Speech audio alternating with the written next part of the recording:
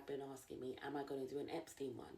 And I wasn't going to, but I feel like I'm being force-fed so much Epstein information, and I am guilty, like everyone else, on going on a DOJ website and trying to find shit myself, which I did, which was quite, I had to come off of it after a while because it's quite dark. So, yeah, let's get into it. Have you heard that the Department of Justice in the USA have just released just over 3 million documents relating to Jepstein? Who's Jepstein? Jeffrey Epstein and his cohorts of paedophilic scum.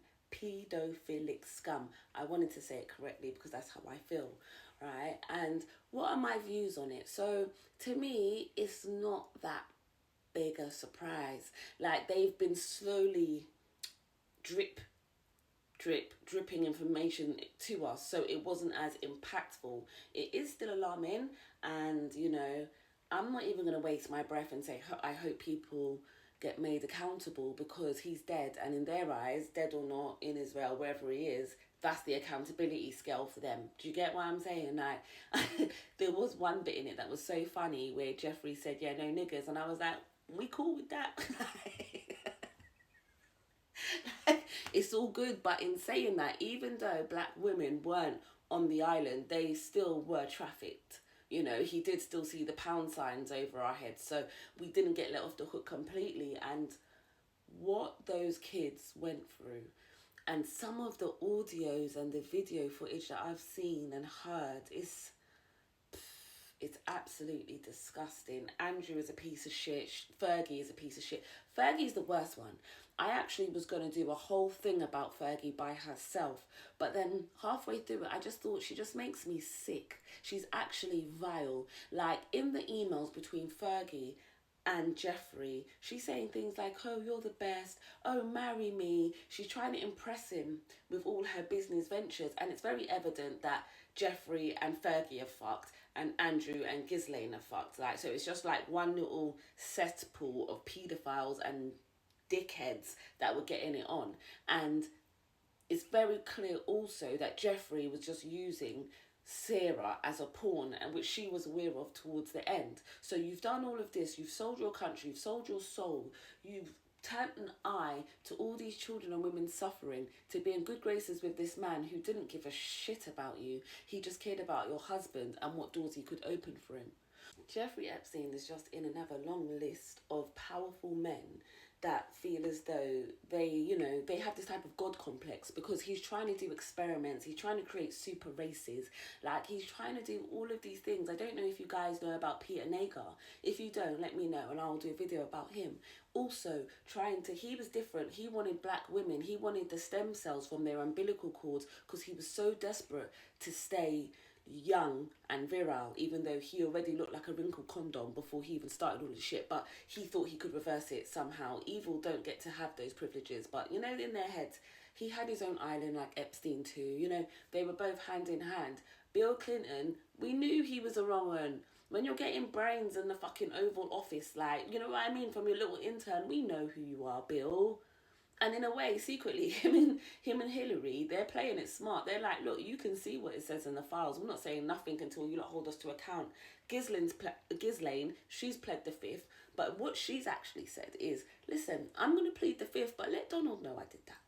You get it? Like, let him know that I'm willing to plead the fifth if clemency is on the table. So if you're not going to give me clemency, I'm just going to talk all the things, Sir Donald. That's what she's basically saying from her jail cell. And it's looking peak for him, because he's starting to get desperate.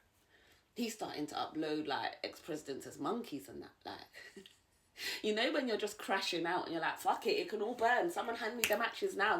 That's what he's on, because Trump, you can't lie to us. You can't say that was your associate. Like, we've all seen you out of beat dancing with the man, looking at little girls. We've all seen you kissing up poor little teenagers who probably thought this was their belly. Like, we've seen it. And as much as everyone can say, oh, but those girls weren't, they were girls. I hate when everyone's sitting there saying, oh, young lady. No, these were children. These were children that were getting abused by this man, yeah, who had all this power and all these connections. I'm getting all choked up. This man had all this power and all these connections. Yeah, he was able to touch the royal family. Ghislaine was driving in and out of Buckingham Palace. She's like saying to the man them at the door, like, yo, it's me, let me through, like, and they're letting her through. One of the girls that said she was brought over to the UK for Handy, she said she got a tour of the British the castle, Buckingham Palace. Wow. As a black person, what, you think I can get too close to Buckingham Palace, but you've got nonces and children that are being trafficked and abused. So, you know, it's okay apparently. That's all right, it runs. And that's the message that's being echoed across the pond, you know, because Andrew is what they are seeing the representation of the royal family is, and that's fuckery.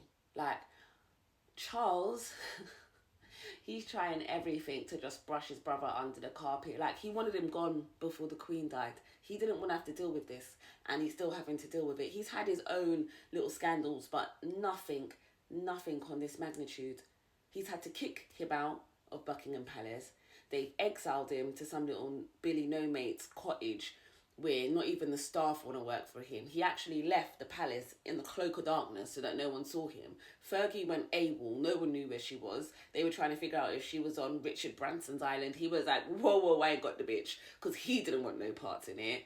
Like, they're both hiding there, half a skeleton staff, because no one wants to serve a fucking pedo. And he's not just a pedo, he's a sex offender. You understand? So women don't want to be in his environment. You're going to have to turn down your own bedpan, sir. You understand? You're going to have to do that yourself, because not even your brother's saying, here, what now? Guys, if he's done anything criminal, just take him, man, because it's all getting long. That's what everyone's saying. And it would, in an ideal world, yeah, that might happen, but we know it's not gonna. We know, obviously, shit trickles downhill unless you're really, really powerful and then you find a scapegoat, innit? And that's what Jeffrey Epstein's niece is saying. She's saying he was just the tip of the iceberg. If you really want to see a monster, look at my dad. Like, these are family members and people that have been around these people's orbits that are actually saying this and have been saying this for years. And it's only now that, you know, there's no way around it, even though the DOJ are still trying to pull stunts, yeah? Hillary and Clinton didn't turn up to their hearing the other day. Like I said, Ghislaine's played the fifth. They're releasing it as slow as possible in hopes that they release so much, a lot gets missed. And by the time they've fully done it, no one remembers anything. It's all old news. So, yeah.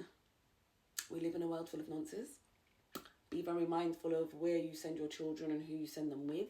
Not every opportunity is an opportunity, and not all friends come wearing horns and a pitchfork. That's my last word on that.